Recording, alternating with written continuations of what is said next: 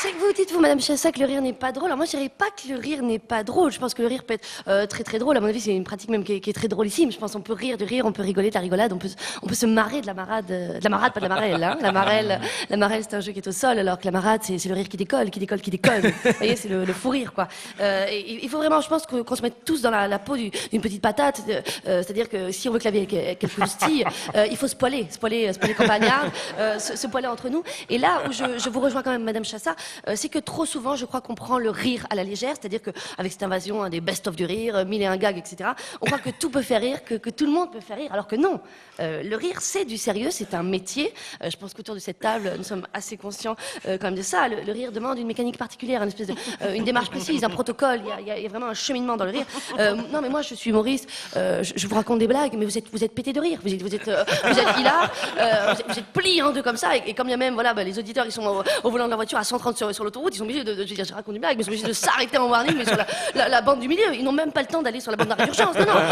Et derrière, du coup, les voitures s'encastrent comme ça dans leur pare-choc, comme mes vannes dans leur cerveau, vous voyez, et dans une espèce de carambolage chorégraphié, d'un coup, le périph', comme leurs artères, sont bouchées, vous voyez. Mais parce que c'est mon métier, et que j'ai ce truc. Moi, je raconte n'importe quelle blague. Je raconte Toto aux toilettes, le fantôme à la quiquette tordue, ou les œufs dans le frigo, Oh, attendez, je vous la fais, hein, parce que c'est hilar. C'est l'histoire de deux œufs qui sont dans un frigo. Il y en a un qui dit à l'autre, putain, t'es vachement poilu pour un œuf. Et l'autre répond, c'est normal, connard, je suis un kiwi. Mais regardez. Je n'invente pas. Non, là c'est vrai que ce qui est très dommage, c'est qu'on a la radio, donc les gens ne voient pas du tout l'hilarité générale. Là, les gens au studio 106 sont obligés de mordre leur fauteuil pour ne pas avaler leur propre langue. Mais c'est parce que je suis humoriste. Et je pense que vous demandez à n'importe quelle personne autour. Bon, là, Alex Vizorek est humoriste, il est phénoménal aussi. Guillaume Meurice, pareil, Dany Morgan, voilà. Prenons quelqu'un qui n'est pas humoriste. Bon, Nicolas, je vais vous épargner cette tâche. Lopez. Prenez le petit papier là, allez-y. Le petit papier que vous m'avez mis sur ma table. Oui, allez-y, voilà. Donc racontez cette blague, on va voir. Oui, allez-y. Donc je découvre, alors c'est une blague à l'intérieur. Mais oui, mais c'est la même, c'est juste pour faire une comparaison. C'est exactement la même. C'est l'histoire de deux œufs dans un frigo. Vas-y. L'un dit à l'autre, putain, t'es vachement poilu pour un œuf. L'autre répond, c'est normal, connard, je suis un kiwi. Vous voyez?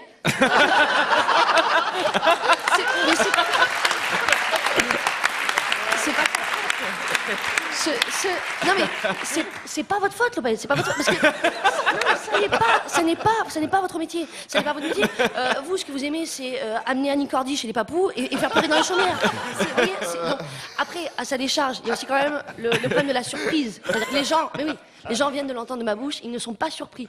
Et c'est ça le rire. Le rire, c'est aussi la surprise. Il faut que ça soit surprenant. Donc, si moi je vous dis, c'est deux zones dans un frigo, il y en a un qui dit putain, t'es vachement pollu, l'autre qui dit bah c'est normal, je suis un œuf pollu. Ça ne marche pas, ce n'est pas surprenant. Après, il ne faut pas non plus que ce soit trop surprenant. S'il y a les deux œufs, voilà, il dit putain, t'es vachement poli pour un œuf, c'est normal, je suis un pubis. Que vient. Mais non, on comprend pas. On dit, mais que vient foutre un pubis dans un frigo? C'est excluant, c'est vachement excluant. Et c'est ça en quoi le rire n'est pas drôle. Le rire est excluant. C'est-à-dire que vous rentrez dans une pièce comme ça, il y a des gens que vous ne connaissez pas, hop, ils éclatent de rire au moment où vous arrivez, vous dites putain, mais oh, ils se foutent de ma gueule. Non, mais vous voyez, vous êtes exclu. Alors que la même chose, vous rentrez dans une pièce, il y a deux personnes comme ça en train de pleurer. Ah! Et ben là, vous voyez, vous n'êtes pas exclu. Au contraire, vous êtes rattrapé par un truc que vous n'aviez même pas décidé de finalement choisir. Vous êtes enfermé au contraire dans ce cercle d'empathie immédiatement contre votre gré. Donc c'est ça que je veux dire. Ce que je veux dire, c'est que la tristesse, contrairement au rire, est un cercle non fermé. C'est un cercle ouvert. Donc nous, humoristes, on devrait prendre un petit peu de la graine parce qu'il n'y a pas que les ha-ha dans la vie. À mon avis, l'avenir appartient au ouin-ouin aussi. Nicole Ferroni.